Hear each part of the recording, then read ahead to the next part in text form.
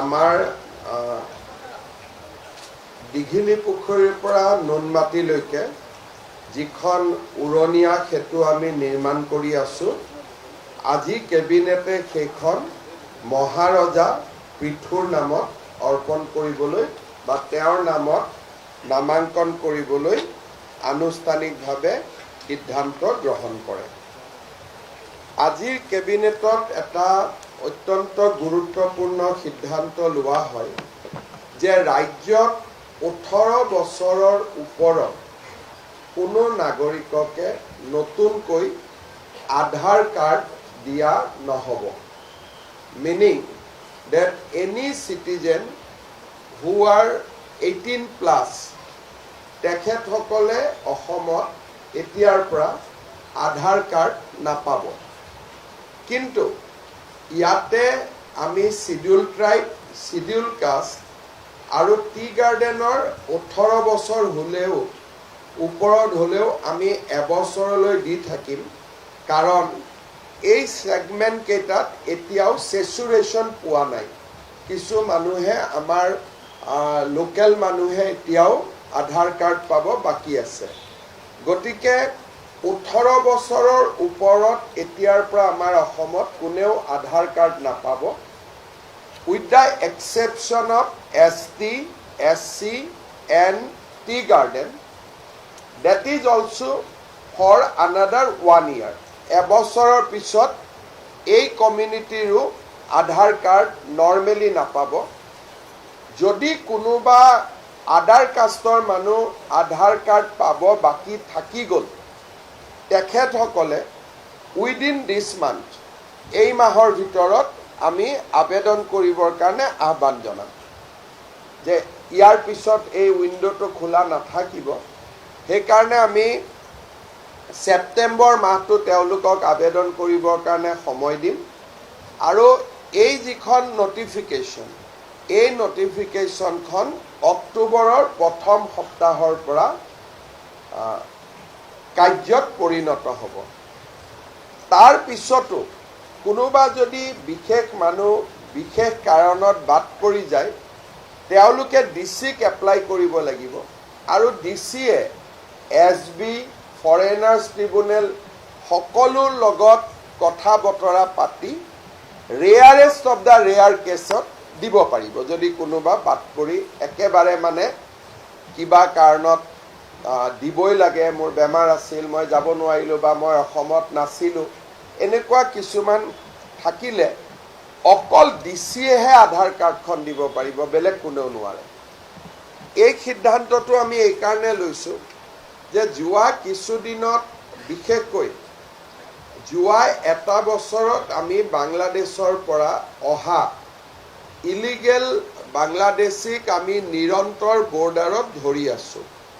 যোৱাকালিও আমি 7জনক পুছবেক কৰিছোঁ, কিন্তু আমি নিশ্চিত নহয় যে আমি সকলোকে ধৰিব পাৰিছোঁ বুলি। গতিকে আমি এটা প্ৰটেকশ্যন ল'ব খুজিছোঁ যাতে কোনো মানুহে অসমৰ ভিতৰত সোমাই আধাৰ কাৰ্ডখন লৈ তেওঁলোকে ভাৰতীয় নাগৰিক হ'ব নোৱাৰে। সেই ৰাস্তাটো আমি সম্পূৰ্ণৰূপে বন্ধ কৰি দিব খুজিছোঁ। আকৌ এবাৰ মই ৰিপিট কৰিছোঁ, 18 বছৰৰ ওপৰত কোনো নাগৰিকে অসমত আধাৰ কাৰ্ড নাপাব। যিসকলে ইতিমধ্যে আধাৰ কাৰ্ড লোৱা নাই, ছেপ্টেম্বৰ মাহত তেওঁলোকে আবেদন কৰক, আমি এমাহৰ কাৰণে উইণ্ডো এটা খোলা ৰাখিম। দ্বিতীয়তে, ST, SC আৰু টি গাৰ্ডেনৰ কাৰণে এই উইণ্ডোটো এবছৰৰ কাৰণে খোলা থাকিব আৰু ইয়াৰ পিছতো সময়সীমা পাৰ হৈ যোৱাৰ পিছতো যদি ৰেয়াৰেষ্ট অফ দ্য ৰেয়াৰ কেছত কোনোবা মানুহে আবেদন কৰে, SDC বা চাৰ্কুল অফিচাৰে দিব নোৱাৰিব, অকল ডিচিয়ে দিব পাৰিব। ডিচিয়ে দিয়াৰ আগতে SB report, foreigners tribunal report গোটেইখিনি সংগ্ৰহ কৰিহে ডিচিয়ে দিব পাৰিব। আৰু আমাৰ আধাৰ সেচুৰেশ্যন ইজ 103%। তাৰমানে এনেকুৱা মানুহ কোনো বাদ পৰি যোৱা নাই 18 বছৰৰ ওপৰত যোনে আধাৰ নোলোৱাকৈ আছে। এক্সেপ্ট ST SC আৰু টি গাৰ্ডেন, বাকী সকলোৱে আধাৰ লৈছে।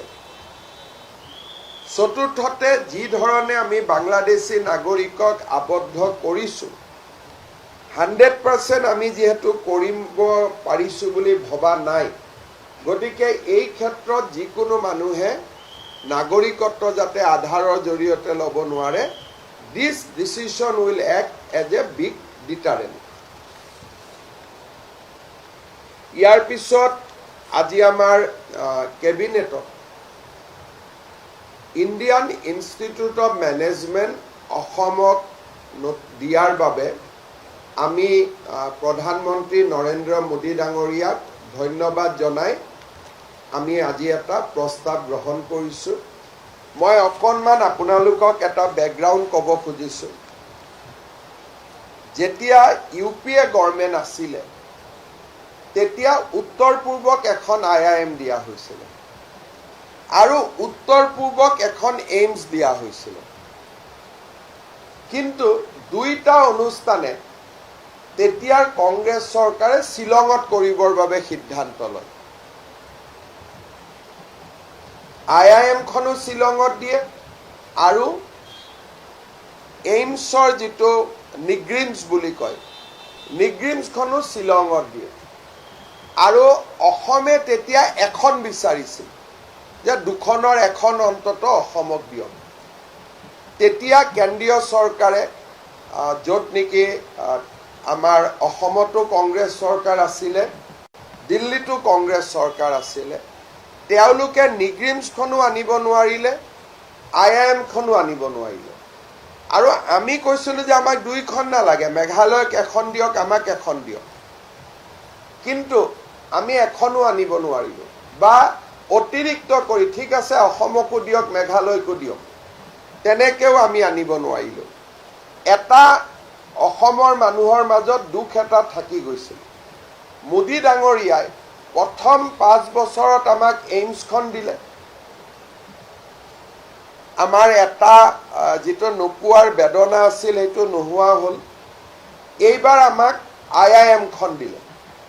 তাৰমানে দুইটা যি অসমবাসীৰ ইমান দিনৰ এটা মনত দুখ আছিল, দুইটা তেখেতে আমাক এক প্ৰকাৰে আমাৰ যিটো দুখ, সেই দুখটোক তেওঁ নোহোৱা কৰিলে। এখন IIM দিছে, এইটো ডাঙৰ কথা নহয়। যি অসমে নিজক বঞ্চিত অনুভৱ কৰি আছিলে ইমান দিন, এইমছ আৰু IIMক লৈ, এই দুইখনে মোদী ডাঙৰীয়াই অনুমোদন কৰি অসমবাসীক কৃতজ্ঞ কৰিছে। আমি অসমবাসীৰ হৈ প্ৰধানমন্ত্ৰী ডাঙৰীয়াক ধন্যবাদ জ্ঞাপন কৰিছোঁ। আজিৰ কেবিনেটত উৰিয়াম ঘাটৰ এভিকশ্যন লৈ আলোচনা হয় আৰু কেবিনেটে বন বিভাগকো উৰিয়াম ঘাটৰ এভিকশ্যন ড্ৰাইভ অত্যন্ত সফলতাৰে কৰাৰ বাবে আমি বন বিভাগক ধন্যবাদ জনাইছোঁ কেবিনেটে, আৰু নাগালেণ্ড চৰকাৰে আগবঢ়োৱা সহযোগিতাৰ বাবে নাগালেণ্ড চৰকাৰকো আমি ধন্যবাদ জনাইছোঁ। ইয়াতে বৃক্ষৰোপণৰ যি এতিয়া আমি কাম কৰিম, মেচি প্লেণ্টেশ্যন হ'ব 12,000 বিঘা মাটিত, তাতো আমি নাগালেণ্ড চৰকাৰৰ সহযোগিতাৰে সৈতে আমি এই বৃক্ষৰোপণৰ কাম আমি সম্পূৰ্ণ কৰিম। 12,000 বিঘা মাটিত নতুনকৈ ফৰেষ্ট কাভাৰ গ্ৰ' কৰিব। সেইটো ইক'লজিকেল দিশৰ পৰা ই এটা অত্যন্ত সন্তুষ্টিৰ বিষয়। আমি গোলাঘাট জিলা প্ৰশাসন, অসম চৰকাৰৰ বন বিভাগ আৰু নাগালেণ্ড চৰকাৰে আগবঢ়োৱা সহযোগিতাৰ বাবে আমি নাগালেণ্ড চৰকাৰক আজি আমি ধন্যবাদ জনাইছোঁ। ৰাজ্যত আজি আমি নতুনকৈ 3,14,773 গৰাকী হিতাধিকাৰীক প্ৰধানমন্ত্ৰীৰ আৱাস যোজনাৰ গৃহ প্ৰদান কৰিবলৈ আমি সিদ্ধান্ত গ্ৰহণ কৰিছোঁ। নতুনকৈ 3,14,773। বাকী আমাৰ টাটা নেলকো আৰু অসম চৰকাৰৰ সমগ্ৰ শিক্ষা অভিযানৰ লগত একেলগ লাগি আমি 10টা ফিউচাৰিষ্টিক ট্ৰেড ছেক্টৰৰ ওপৰত আমাৰ হাইস্কুলৰ ল'ৰাবিলাকক যাতে আমি স্কিলিং কৰিব পাৰোঁ, এই বিষয়ে আজি আমি এখন ডাঙৰ বুজাবুজিৰ চুক্তি আমি অনুমোদন কৰিছোঁ। শিক্ষামন্ত্ৰীয়ে এই বিষয়ে আপোনালোকক সুকীয়াকৈ এখন সাংবাদিক মেল পাতি আপোনালোকক তেওঁ অৱগত কৰিব, কাৰণ বিষয়টোৰ ওপৰত ইমানেই এটা গুৰুত্বপূৰ্ণ যে তেখেতে আপোনালোকক সাংবাদিক মেল পাতি নিশ্চয় ধুনীয়াকৈ এই বিষয়ে জনাব। আমাৰ ল'ৰা ছোৱালীক আমি ডিজিটেল ইকনমি, আৰ্টিফিচিয়েল ইণ্টেলিজেঞ্চ গোটেই দিশত এই প্ৰকল্পটোৱে কাম কৰিব। টোটেল 600 ক্ৰ'ৰ্ছৰ প্ৰকল্প হ'ব। 75% টাটা নেলকোৱে দিব, 25% অসম চৰকাৰে আগবঢ়াব। ইয়াৰ ওপৰত তেখেতে আপোনালোকক সুকীয়াকৈ সম্বোধন কৰিব। আজি আমি কেবিনেট আমাৰ 2 বেলা হ'ব, পিছবেলাও এতিয়া আমি আৰু 3 ঘণ্টা বহিম, কিন্তু তাত কোনো সিদ্ধান্ত নহয়। তাত আমি আগন্তুক গৃহমন্ত্ৰী ডাঙৰীয়াৰ ভ্ৰমণ, প্ৰধানমন্ত্ৰী ডাঙৰীয়াৰ ভৱন, ভূপেন হাজৰিকা দেৱৰ জন্ম শতবাৰ্ষিকী, এইসমূহ অনুষ্ঠানৰ বিষয়ে আমি আলোচনা কৰিম। তাত কোনো সিদ্ধান্ত নহয়, বেচিকেলি ৰিভিউ হ'ব। আৰু সেইকাৰণে আমি ইয়াতে 6টা বজালৈকে থাকিম আৰু আপোনালোকে থকাৰ প্ৰয়োজন নহ'ব, কাৰণ তাতে কোনো সিদ্ধান্ত বা কেবিনেট নহয়, ফৰ্মেল কেবিনেট ইমানতে সামৰণি পৰিছে।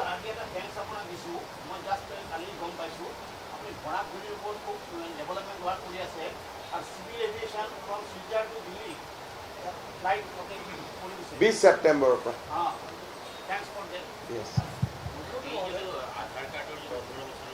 এই ফেনটো বন্ধ কৰি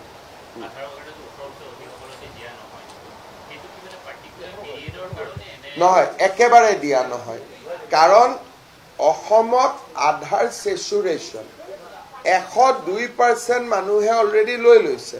অসমৰ জনসংখ্যাতকৈ 2% বেছি মানুহে আধাৰ লৈছে। গতিকে এতিয়া আমি আধাৰ কাক দিব লাগিব? নতুনকৈ জন্ম হোৱা সন্তানক। আৰু মেট্ৰিক পৰীক্ষালৈকে আজি যদি মই জন্ম হৈছোঁ, মই হয়তো কিবা কাৰণত আজিয়ে লোৱা নাই, কালি লোৱা নাই, কিন্তু 18 বছৰলৈকেতো আধাৰখন নোলোৱাকৈ থকাৰ কোনো কথা হ'ব নোৱাৰে। গতিকে কোনোবা এডাল পপুলেশ্যনে যদি অসমত আধাৰ ল'ব যত্ন কৰে, তেওঁ স্পষ্টভাৱে নতুনকৈ অহা মানুহে হ'ব লাগিব। সেইকাৰণে আমি অসমত এণ্ট্ৰিটো আমি আধাৰ উই আৰ ৰেষ্ট্ৰিক্টিং। 18 বছৰৰ তলৰ সকলোৱে পাব, কাৰণ আজি মোৰ ঘৰত যদি বাচ্চা এটা জন্ম হয় তাকতো আধাৰ দিব লাগিব।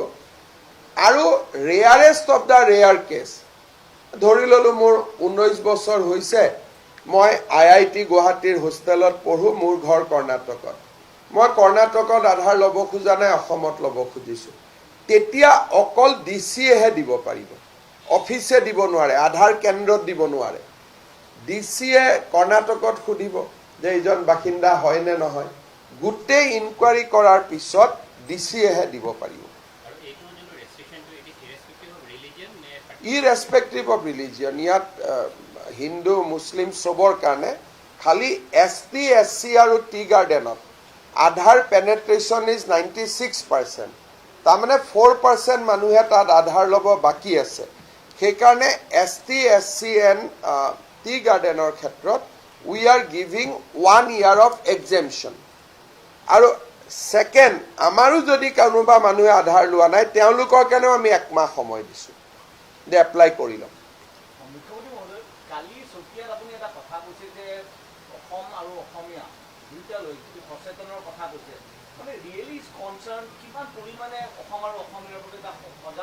চব বৰ্তমান সময় আমাৰ কাৰণে বহুত এটা সংকটৰ সময়।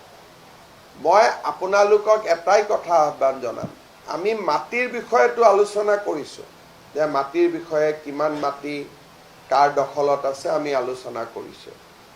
কেতিয়াবা আপোনালোকে এই বছৰ মেডিকেলৰ এডমিশ্যন লিষ্টখন চাব, যে আমি দেখা পাম যে অসমীয়া মানুহৰ পৰা পাৱাৰটো শিফ্ট হৈ আছে, whether it is a soft power or hard power. আজি যদি আপোনালোকে দেখে অসমত যদি এই IIM আহিব 500 কোটি টকাৰ কাম হ'ব, এই কামত কন্ট্ৰেক্টৰজনহে অসমীয়া হ'ব ধৰি ললো, বাকি গোটেই নিৰ্মাণ শ্ৰমিকৰ এজনো খিলঞ্জীয়া অসমীয়া নাথাকে। তাৰমানে ইকনমি ইজ চেঞ্জিং ফাষ্ট। যদি অসমত আজি ব্ৰহ্মপুত্ৰৰ ওপৰতো এখন ব্ৰিজ হৈছে, the entire labour component is shifting. মেডিকেলত যদি ৰিজাল্ট চাই, জেনেৰেল কাষ্টৰ 30% অসমীয়া লোকৰ মাজত মেডিকেল চিট নাই। তাৰ মানে এইটো কাকো শত্ৰুতামি কোৱা কথা নহয়, কোনোবাই ভাল কৰিছে আমি ভাল পাম, কিন্তু এইটো এটা অসমীয়া মানুহখিনিয়ে চিন্তা কৰাৰ সময় আহিছে যে অসমীয়াৰ হাতৰ পৰা, আৰু ফৰ ডেট মেটাৰ বৰাকতো ইভেন বেংগলী মানুহখিনিৰ পৰা, the power is shifting, whether it is a soft power or hard power. And এনেকুৱা যদি হৈ থাকে, এদিন অসমত অসমীয়া মানুহখিনি উইল বি কমপ্লিটলি লুজাৰ। সেইকাৰণে মই কাকো কাজিয়া কৰিব কোৱা নাই, মই পঢ়িব কৈছোঁ, মই শ্ৰমৰ প্ৰতি আগবাঢ়ি যাব কৈছোঁ। কালি মই চতিয়াত ভাষণ দিওঁতে কাকো কাজিয়া কৰিব কোৱা নাই যে ধাক্কা মাৰক, মই কৈছোঁ ভাল কৰি পঢ়ক, মানৱ সম্পদ এটা নিৰ্মাণ কৰক।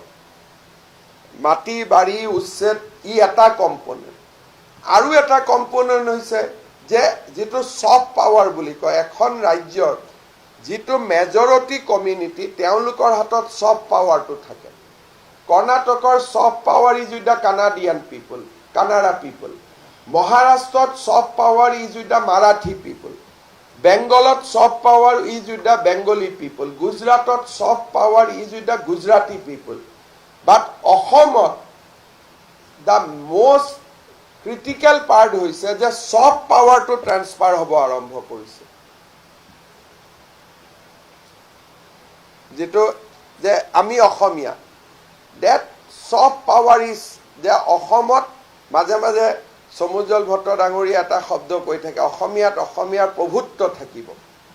চ' লাইনটোলৈ মই এগ্ৰী নকৰোঁ, কিন্তু সঁচা প্ৰভুত্ব মানে কি? Soft power will be in Euro hand. But today medical, university, cotton, university, hostel, post graduate, the main soft power is no longer with the people of Assam. অসমীয়া মানুহৰ হাতত নাই। Soft power, শিক্ষা, সাংস্কৃতি, ক্ৰীড়া, soft power means everything. Computer, soft power means everything. গতিকে মই কালি চতিয়াত অসমীয়া মানুহক আহ্বান জনাইছিলোঁ যে আপোনালোকে মানৱ সম্পদটো নিৰ্মাণ কৰক, নহ'লে কম্পিটিশ্যনত আপোনালোক নাথাকিব। আমি পঢ়া শুনা কৰা নাইতো, আমাৰ ইয়াত ৰাজনীতি কি আছে? কোনোবাই ডক্টৰ পঢ়িবৰ কাৰণে 2 বছৰ মাথা মাৰি পঢ়ি আছে, আমি পঢ়া নাই। গতিকে ইয়াত ৰাজনীতিৰ কথাটো অহা নাই। ডেট ৱাজ যে এটা মানে কি বুলি কয়, এটা বৌদ্ধিক আছিলে কালি। এইটো কোনো কাৰো ওপৰত শত্ৰুতামি কৰা স্পীচ নাছিলে। অসমীয়া মানুহক মই এটা কি কয় আত্মদৰ্শন কৰোৱাইছিলোঁ যে অসমতে আমি মাটিও হেৰুৱাইছোঁ, শিক্ষাও হেৰুৱাইছোঁ। শিক্ষা যদি হেৰুৱাইছোঁ, 2 দিন পিছত চাকৰিও হেৰুৱাম। নিৰ্মাণ শ্ৰমিক হেৰুৱাইছোঁ। গতিকে আমি কেনেকৈ অসমত আমি কেনেকৈ অকলশৰীয়া হৈ গৈ আছোঁ, অসমীয়া মানুহখিনিক কালি মই এটা অকেজনটো যিহেতু ডাঙৰ অকেজন আছিলে, আৰু ইয়াত কোনো শত্ৰুতামি নাই, কাৰো প্ৰতি ভেদভাৱ নাই। এজন অসমীয়া হিচাপে মই মোৰ উদ্বেগৰ কথাখিনি শ্বেয়াৰ কৰিছিলোঁ। নাই, ইয়াত শিফটিং। আমাৰতো অসমীয়া মানুহ বুলি ক'লে যিকোনো এখন নিৰ্মাণ শ্ৰমিকত যাওক, এটাও অসমীয়া ল'ৰা নাপায়।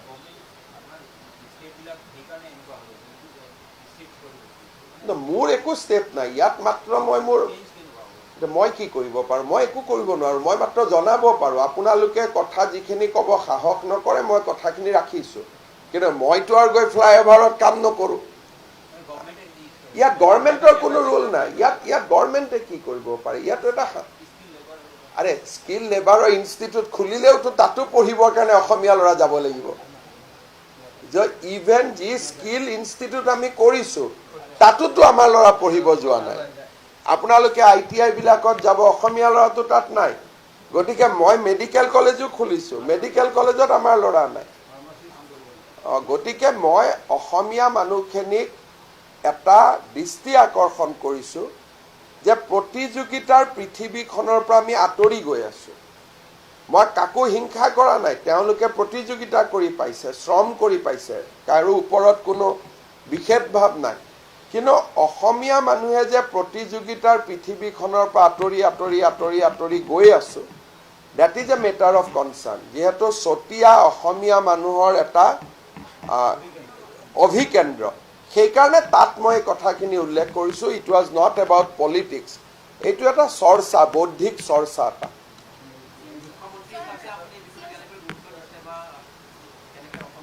মইনো কি গুৰুত্ব দিম? এইটোতো দেউতাক মাকে গুৰুত্ব দিব লাগে যাতে ল'ৰা ছোৱালীক পঢ়ুৱাব। ইয়াতে সহায় আমিতো কৰিয়ে আছোঁ, নিযুত মইনাৰ পৰা আৰম্ভ কৰি এক্সট্ৰিমত সহায় কৰি আছোঁ।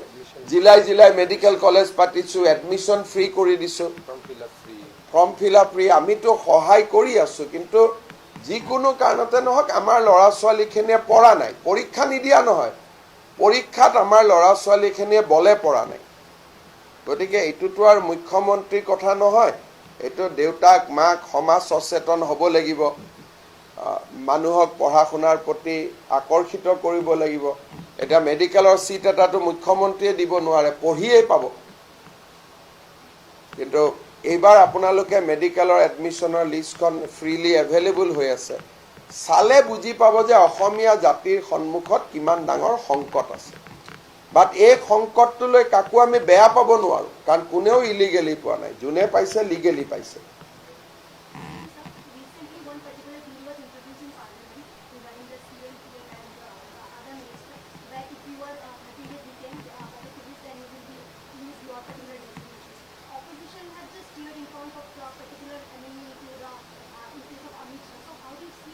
No, actually that law is very clear.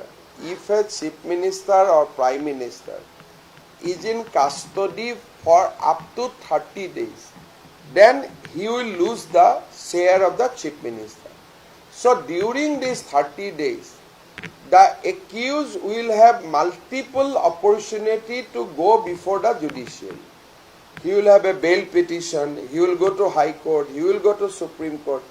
When his bail will be rejected within that 30 days by all forum of judiciary, then only he will lose the chief ministership. So it is not that somebody will be arrested and he will lose the CMC. He will have still 30 days to go to the different forum. So opposition is interpreted it wrongly, that as if the government in the day will be arrested chief minister and he will lose the CMC. He will not lose it before 30 days. And within 30 days, he will go to lower court, he will go to district court, he will go to high court, he will go to Supreme Court. And if all the forum does not give him bail, that means prima facie he has some serious charges against him. Otherwise, court will enlarge him on bail. So my view is that we have nothing to oppose this bill. This bill is only to restore confidence of people in our democracy, and opposition should reconsider its position. তেওঁ এজন নিৰপেক্ষ ব্যক্তি, তেওঁৰ মনৰ ভাৱ তেওঁ কমটো এইটো নিজে যি ভাৱে মনত লিখিব পাৰে। গতিকে তেওঁৰ সেইটো মনৰ ভাৱ হ'ব পাৰে, তাততো আমি বেয়া পাবলগীয়া নাই। খিনি তেওঁ ক'ব, আপোনাৰ কথাখিনি তেওঁলোকে কাম কৰি আছে, ৰিপৰ্ট দি দিব, 4-5 দিন সময়ৰ ভিতৰত দি দিব।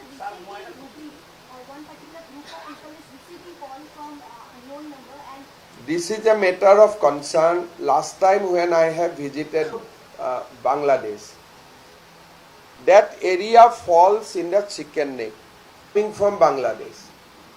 our chicken neck is very, very vulnerable because entire 22 kilometers trace, if you scrutinize that all the people settled there has come originally from Bangladesh, maybe prior to 1971, prior to 1951. Now these people has become Indian citizen, but now Bangladesh is trying in order to provoke chicken neck. So this will be a very serious security threat in days to come. Suppose I goes to where from I came from Bangladesh and Pakistan. So my present country. So I will remain a confused person. Where my own government of Bangladesh, I should not say, that Bangladeshans near chicken neck, that look, do not be Indian, you are originally from Bangladesh, and act about in many articles, many intellectuals has written about. The only difference is of a cut-off year. But loyalty will not determine according to the cut-off year. Suppose in 1970 I was in Bangladesh.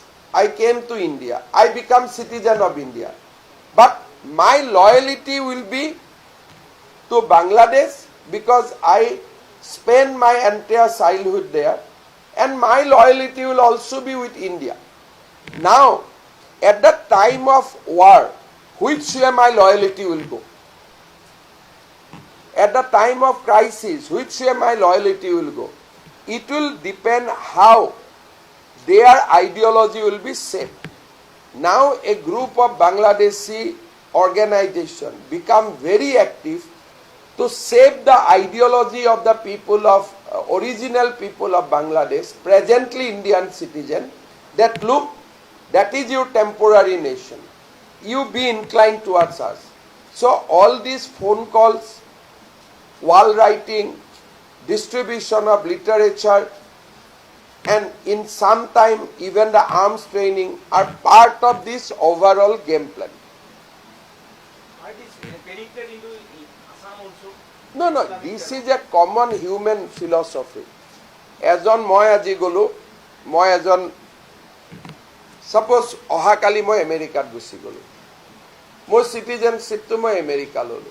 কিন্তু মই ভাৰততেতো 40 বছৰ থাকিলো সব ভাৰতৰ প্ৰতিটো মোৰ এতিয়া মই নিজে নাজানো মই ভাৰতীয় নে মই আমেৰিকান যদি মোক ভাৰতৰ পৰা ডেইলি মোটিভেট কৰি থাকে যে তুমি ভাৰতীয় মোৰ মাইন্ডটো ভাৰতীয় হ'ব লিগেলি মই আমেৰিকান হ'ম যেতিয়া দুইখন ষ্টেটৰ কনফ্লিক্ট লাগিব মোৰ লয়ালিটিটো ভাৰতৰ ফালে আহি যাব এটা ভাৰত আৰু আমেৰিকাৰ যুদ্ধ লগাৰ সম্পৰ্ক নাই গতিকে এই কথাটো মই বাদ দিলো মই আহিলো বাংলাদেশৰ পৰা অসমত আছো মোৰ দেউতা মা 14 জনম 14 গোষ্ঠী মোৰ বাংলাদেশত ঘৰ যদি বাংলাদেশী মানুহবিলাকে সদায় মোক লিটাৰেচাৰ দি থাকে ৰেডিঅ'ত বজাই থাকে ব্ৰেইন ৱাশ কৰি থাকে তেতিয়া মোৰ লয়ালিটিটো আইনগতভাৱে ভাৰত কিন্তু মানসিকভাৱে মোৰ লয়ালিটিটো থাকিব বাংলাদেশত ভাৰত আৰু বাংলাদেশৰ কাজিয়া লাগিলে মই কোনফালে যাম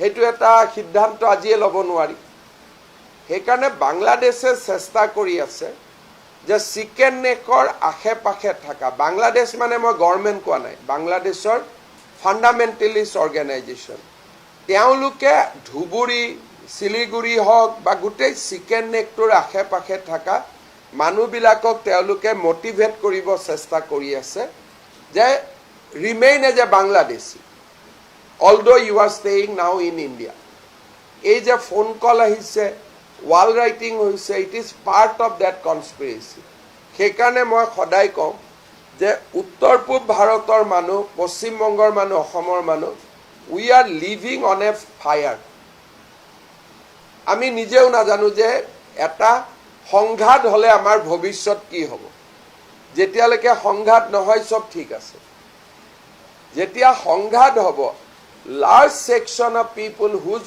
original residence in the Moimansingh district Rangpur district where their loyalty will go eto aji ami kuneo kobo noru সেই সময়তহে আমি গম পাম কাৰণ মই বাংলাদেশৰ ৰেডিঅ' শুনি আছো বাংলাদেশৰ টিভি চাই আছো বাংলাদেশৰ পৰা মানুহ অহা যোৱা কৰি আছে, কনষ্টেণ্টলি মোৰ মূৰত সোমাই আছে যে তুমি বাংলাদেশৰ অৰিজিন, আৰু মইতো হয়েই। আৰু ভাৰত চৰকাৰেও ৰাস্তা বনাই দিছে, স্কুল বনাই দিছে, ঘৰ বনাই দিছে, মেডিকেলত চিট দিছে, কৰ্ম সংস্থাপন দিছে, আইডেণ্টিটি দিছে। গতিকে আধা মই ভাৰতীয় হৈ আছোঁ, আধা বাংলাদেশী। এতিয়া it will be depend how the will trick him, আমি কেনেকৈ তেওঁক মেনিপুলেট কৰিম। আজি যদি অসমৰ 50,000 মানুহ বাংলাদেশত থাকে, সদায় যদি আমি বিহুত লাড়ু পিঠা পঠাই থাকোঁ, সিহঁতিতো অসমীয়া হৈ থাকিব। এতিয়া যুদ্ধৰ সময়ত সিহঁতি অসমকে সমৰ্থন কৰিব যে মোৰ ঘৰ তাতে। আকৌ কিছুমানে নকৰিব যে নহয় নহয়, মইতো চব বাদ দি আহিছোঁ বাংলাদেশত, গতিকে মই Bangladeshi. So' this how the geopolitics play, যে কেনেকৈ সেই সময়ত এই ঘটনাবিলাকে how it will work. So' this phone calls are not ordinary phone calls. Coming back to this, these are part of larger conspiracy to weaken the chicken neck of India. Phone calls, when I went to Dhubri, I have shown the journalists, the wall writings. So these phone calls, journal, kobat Bangladeshor mobile network ko dhore. So these are not things to be ignored. Juddha nohoaleke you can ignore. But the moment there is a war, then all these elements will come out. You do not know. Somebody will say, I am 100% India. Moi India karne morim. Somebody will say, moi Bangladeshi. Keneke Bangladeshi holu? Je jua 10 bochor mur upor work kori ase. Konobai phone kori ase, konobai mobile network, konobai rail, konobai TV, konobai radio, konobai postering. মোৰ মাইণ্ডটো confuse কৰি আছে। সেইকাৰণে এই কথাবিলাক কোনো পলিটিচিয়ানে উত্তৰ দিব নোৱাৰে। আমিও সাৱধান হৈ থাকিব লাগে। We should be very very careful. Assam খুব next 20 years in Assam will be very very critical and very very difficult period. সেইকাৰণে মই ভাবোঁ যে these are not what I am speaking as a politician. 25 বছৰৰ ৰাজনীতি কৰাৰ পিছত মই দেখিছোঁ যে because we could not take many step earlier, now আমি এতিয়া এটা বিপদৰ পৰিসীমাৰ ভিতৰলৈকে সোমাই গৈ আছোঁ। বেলেগ নালাগে, উৰিয়াম ঘাটৰ এভিকশ্যনতে চাওক, 12-13 হাজাৰ মানুহ শিলচৰৰ পৰা গৈছে, বৰাক ভেলীৰ পৰা গৈছে, কৰিমগঞ্জৰ পৰা গৈছে, মণিপুৰৰ পৰা গৈছে, বৰপেটাৰ পৰা গৈছে, ধুবুৰীৰ পৰা গৈছে। তাত এইবাৰ ইলেক্টৰেল লিষ্টত 20,000 মানুহ হ'লহেঁতেন। তাৰমানে এটা উজনিৰ দুৱাৰ মুখতে ডাঙৰ ঘাটি এটাই বহি গৈছিল। চ' কিন্তু অসমীয়া মানুহে এইবোৰ নজৰো দিয়া নাই। এতিয়াও দুই এজনে কৈ আছে নাই নাই ইহঁতে নাগালেণ্ডৰ পৰা মাটি ৰক্ষা কৰি আছিলে। নাগালেণ্ডৰ পৰা মাটি ৰক্ষা কৰিব কাৰণেতো 2জন CM ফোনত কথা পাতিলেই হ'ল। চ' আমাৰ মানুহে বিশেষকৈ লেফ্ট মানুহবিলাকে, সেকুলাৰ চ' সেকুলাৰ মানুহবিলাকে অসমক কিমান বিপদত সোমাই দিছে বুজি পোৱা নাযায়। যোৱাকালি বিশ্বনাথত এভিকশ্যন হ'ল। DCয়ে মোক কৈছে ছাৰ বিহালীটোতো আছে। তাৰমানে নৰ্থ বেংকখন য'ত আমি সাধাৰণতে ভাবোঁ যে নাই চব ঠিক, তো কালি মই চতিয়াত যাওঁতে তাতো DCয়ে কৈছে ছাৰ ইয়াতো বহুত মানুহ আছে। তাৰমানে একোটা জাগাত যেতিয়া বহি লয়, আৰম্ভ ক'ৰ পৰা হ'ল, তেজপুৰৰ কাষত, এইটো কি জেগা, 5 মাইলত তেওঁলোকে এটা কেন্দ্ৰ বনাই ল'লে। তাৰপিছত দে ষ্টাৰ্টেড স্প্ৰেডিং। চ' প্ৰথমতে চেণ্টাৰ এটা বনাই লয়। উৰিয়াম ঘাটটো চেণ্টাৰ বনাই লৈছিলে, যেনেকৈ তেজপুৰত 5 মাইলটো চেণ্টাৰ বনাইছিলে। আৰু এবাৰ 5 মাইলত যোৱাৰ পিছত এতিয়া বিহালী মানুহখিনিক সুধিলে কয় আমি 5 মাইলৰ পৰা আহিছোঁ, বিশ্বনাথৰখিনিক কয় আমি 5 মাইলৰ পৰা আহিছোঁ। উৰিয়াম ঘাটত ঘাটি কৰিলে, কৰি তেওঁলোক গ'ল গোলাঘাটলৈকে, যিটো আমি Negheri Beel eviction, Negheri Beel. Negheri Beel is Golaghat constituency. Negheri বিলৰ নেক্সট ডেষ্টিনেশ্যন হৈছে তিতাবৰ কনষ্টিটুৱেঞ্চি। এডাল লাইনতে আছে, আছাম নাগালেণ্ড বৰ্ডাৰ। তিতাবৰ পৰা নেক্সট ডেষ্টিনেশ্যন হ'ল সোণাৰী, সোণাৰীৰ নেক্সট ডেষ্টিনেশ্যন হ'ল নাহৰকটীয়া। গতিকে এই বস্তুটো লৈ যদি আজি আমি ব্ৰেক কৰি নিদিলোহেঁতেন, নাগাটো আহিব 1 কিলোমিটাৰ মাটি, কিন্তু এওঁলোক গৈ গৈ পালেহেঁতেন সোণাৰীলৈকে,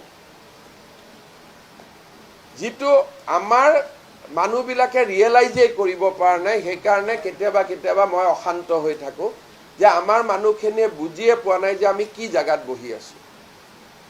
অকল উজনিখনেই বাচি আছিলে। এতিয়া মই এতিয়া 24ত মাৰ্ঘেৰিটাত যাম, গোটেই মাৰ্ঘেৰিটাখনত সোমাই গৈছে। মই তাৰ কাৰণে 24ত মাৰ্ঘেৰিটাত প্ৰগ্ৰেম ৰাখিছোঁ, আলোচনা কৰিম। কিন্তু কোনেওতো আগত এইবিলাক এটা কৰিলেও আমাৰ মানুহখিনিয়ে ই এনেকুৱা কৰিছে উল্টাহে ক'ব খোজে। মানুহখিনিয়ে বুজিয়ে পোৱা নাই যে আমি ক'ত আছোঁ। মেডিকেল গ'ল, নিৰ্মাণ গ'ল, খেতি গ'ল, উবেৰ গ'ল, মাটি গ'ল। এতিয়া কি ওলাইছে, ওলা উবেৰতকৈ ডাঙৰ প্ৰাইভেট কোম্পানী আনিব। পৃথিৱীত এনেকুৱা প্ৰাইভেট কোম্পানী আছে নেকি? এতিয়া কংগ্ৰেছে কি কৰিছে, প্ৰথম মোক ভয় খুৱালে যে আন্দোলন হ'ব। মই বোলো আন্দোলন হ'ব যদি হ'ব, একো ভয় নাই, হেংগা। এতিয়া আন্দোলনৰ ভয়টো বাদ দিয়ালে। এতিয়া নতুনকৈ কি আৰম্ভ কৰিলে, নহয় নহয় নহয়, হিমন্ত বিশ্ব শৰ্মাই বেলেগ প্ৰাইভেট কোম্পানী। এবাৰ ওলা উবেৰতকৈ আৰু প্ৰাইভেট কোম্পানী আছে নেকি এই পৃথিৱীত? ওলা উবেৰতকৈ এইটো ইণ্টাৰনেশ্যনেল মানে কোনোবা আছে নেকি? তাৰপিছত মাটি খেদিলে কয় আদানী আম্বানী। মানে ক'বাত নহয় ক'বাত আদানী আম্বানী আহিলেতো ময়ে চবচে ভাল পাওঁ, মইতো গৈ লগ কৰি থাকোঁ আহক আহক বুলি, নাহে বুলিহে। কিন্তু কথাটো হ'ল যে উৰিয়াম ঘাটত আদানী আম্বানী আহিব নেকি? তাৰমানে অসমীয়া মানুহখিনিয়ে নিজেই বুজি পোৱা নাই এই ক্লাছটোৱে। যোৱা কেইদিনমানত ৰিপুণ বৰাই ডেইলি ইলেকশ্যন কমিশ্যনক ফোন কৰে যে SIR কেতিয়া হ'ব, এই মানুহবিলাকৰ নাম কাটা যাব নেকি? আৰে বাবা, অসমীয়া হিচাপে চিন্তা কৰচোন। ডেইলি ইলেকশ্যন কমিশ্যনে SIR দিয়াই নাই, মানুহজনৰ গাত কি ভূত লম্ভিছে, সদায় খালি এইটোকে সুধি থাকে। কালি উৰিয়াম ঘাটৰ পৰা মানুহে কি পিটিশ্যন কৰিছে যে আমাক যদিও এভিকশ্যন কৰিলে ভোটটো কিন্তু আমাক উৰিয়াম ঘাটতে দিব, অনুমতি দিব লাগে। যদিও মই এতিয়া ধিঙত থাকোঁ, তেওঁলোকে কালি মই গম পাওঁ ইমান এখন ভয়াৱহ এপ্লিকেশ্যন দিছে যে এতিয়া মই ধিঙলৈকে আহিলোঁ, মই মৰিগাঁৱলৈকে আহিলোঁ, কিন্তু মোৰ ভোটৰ চেণ্টাৰটো উৰিয়াম ঘাটত থাকিব লাগে। উৰিয়াম ঘাটৰ এভিক্টেড মানুহখিনিয়ে দিছে ইলেকশ্যন কমিশ্যনত। ইণ্টেনশ্যনটো আপাৰ আছাম, যে গোটেই ইণ্টেনশ্যনটো হ'ল যে আপাৰ আছামত ইনফ্লিক্ট কৰিব লাগে, সমষ্টিটো বঢ়াই বঢ়াই যাব লাগে। তেওঁলোকৰ কথা এইটোৱে। আৰু এই গেম প্লেনবিলাক কোনেও আগত ক'ব সাহস নকৰিছিল, কৰিলেতো আমি বহুত বচাই ল'ব পাৰিলোহেঁতেন। কেনেকুৱা চিঠি লিখিছে যে ভোটটো হ'ব মোৰ উৰিয়াম ঘাটত, থাকিম মই ধিঙত। নহয়, ডিলিমিটেশ্যনে কি কৰিব পাৰে? ডিলিমিটেশ্যনেতো জিঅ'গ্ৰাফি আৰু পপুলেশ্যনটো চেঞ্জ কৰিব নোৱাৰে। উৰিয়াম ঘাটত তেওঁলোকে আৰম্ভ কৰিছিল 1200 ভোটেদি। এইবাৰ উৰিয়াম ঘাটত তেওঁলোকৰ ভোট হ'লহেঁতেন 16,000। বিহালীত যেতিয়া পল্লৱ লোচন দাস MLA আছিলে, মই নিজে বিহালীত পল্লৱ লোচন দাসৰ কাৰণে কেম্পেইনত গৈছিলোঁ, তেতিয়া 1200 আছিলে। এইবাৰ যেতিয়া কেম্পেইন কৰিব যাওঁ দে আৰ 16,000, নহয় জানো? পিছে 12,000। এটা বিহালী মানে অসমীয়া বুজে, গোৰ্খা বুজে, এটা টিপিকেল হিন্দু কনষ্টিটুৱেঞ্চি। বিশ্বনাথ গ'ল, বিহালীৰ পৰা গহপুৰত আৰম্ভ কৰিলে, নাৰায়ণপুৰ, আৰু দুইফালৰ পৰা আহিব, তেজপুৰৰ 5 মাইলৰ পৰা আহিব, ইফালে নাওবৈচাৰ পৰা আহিব, দুইফালৰ পৰা। তেওঁলোকে এক জেগাত ছেটেলাইট ঘাটি এটা পাতি লয়, তাৰ পৰা আৰম্ভ কৰে।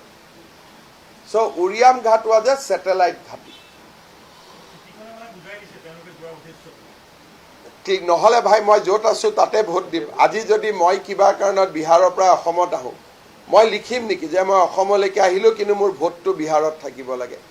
তেওঁলোকে লিখিব লাগিছিল যে আমি উৰিয়াম ঘাটৰ পৰা মৰিগাঁও আহিলোঁ, মৰিগাঁৱত যেন আমাৰ ভোটৰ লিষ্টত নামটো সোমায়। চিঠিখন কি লিখিব লাগিছিল যে মোৰ নামটো যাতে ভোটাৰ তালিকাৰ পৰা নাকাটে, মই য'ত আছো বৰ্তমান তাতে মোক ভোট দিয়ক।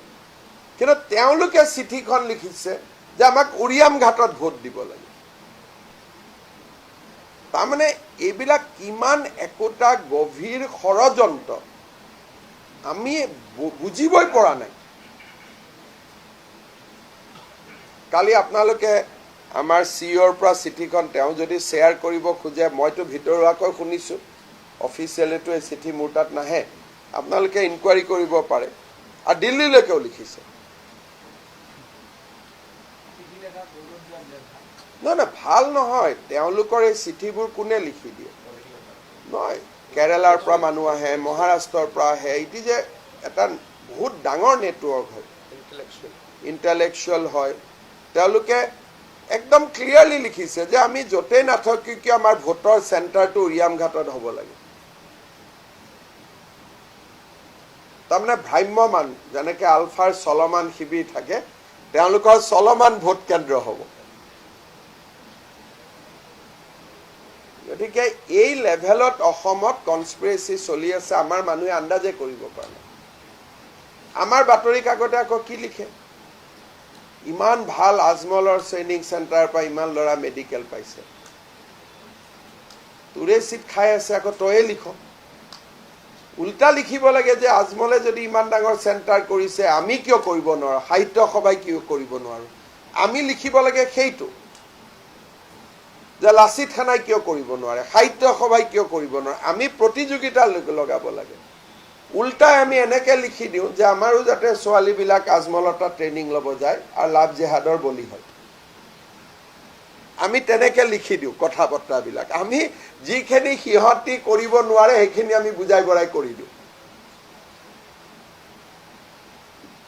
যেনেকৈ গুৱাহাটী ইউনিভাৰ্চিটিয়ে চাহ বিস্কুট খোৱালে তাৰ সোৱাদ নাথাকে, USTMত খোৱালে তাৰ সোৱাদটো এডিশ্যনেল আহি যায়। ধন্যবাদ।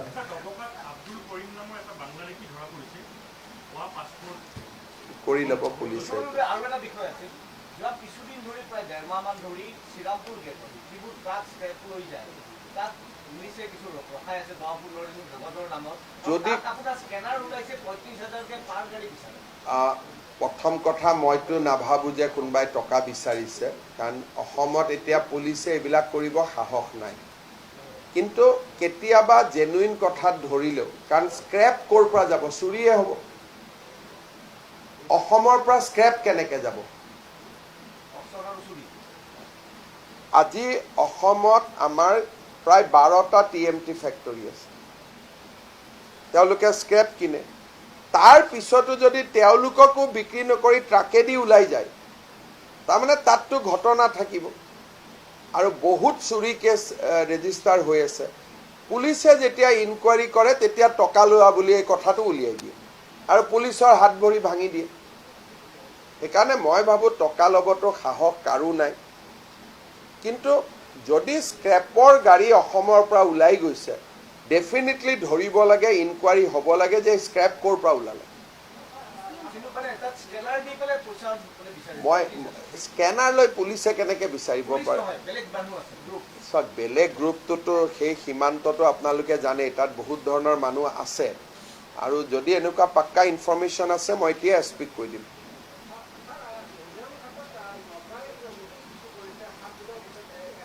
একো কথা নাই। আপোনালোকে নাগালেণ্ড CMৰ অলপ আগতে প্ৰেছ ৰিলিজ চাওক যে আমি অসমৰ লগত একেলগে গছ পুলি ৰুম। এই কথাটো সাংবাদিকসকলে আমাক ভয় খুৱাই আছে। মই এইটো কাৰণে কষ্ট পাইছোঁ। নাগালেণ্ড CMে 1 ঘণ্টা আগত মোক ফোন কৰিছে যে নাগালেণ্ডৰ ডেপুটি CMও আহিব 23 তাৰিখে, চন্দ্ৰপাটেৰো যাব লাগে, একেলগে প্লেণ্টেশ্যন কৰিম আমি। অলপ আগতে তেওঁলোকে অফিচিয়েলি প্ৰেছ ৰিলিজ দিছে। কালিৰ পৰা পেপাৰবিলাকে মোৰ মাথা গৰম কৰি আছে যে নাগালেণ্ডে নটিচ দিছে, ওলাই যাব দিছে। তেতিয়া মই নাগালেণ্ডৰ CMক ক'লোঁ যে আমাৰ অসমৰ মিডিয়া এইবোৰ লিখিয়ে থাকিব, আপুনি এটা ষ্টেটমেণ্ট ইছ্যু কৰি দিয়ক। গতিকে এই কথাবোৰ যোনে উলিয়াই থাকে এই মানুহবিলাকৰ কাৰণে ডুবি গৈছোঁ কিমান আৰু মই অকলে যুঁজি থাকিম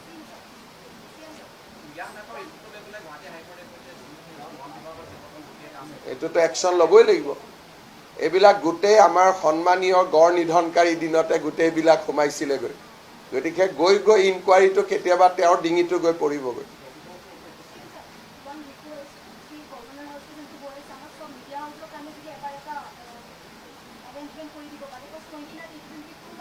কি বোলো গভৰ্ণৰ হাউচটো মই আপোনালোকক লৈ যাম এবাৰ বিফৰ ডেট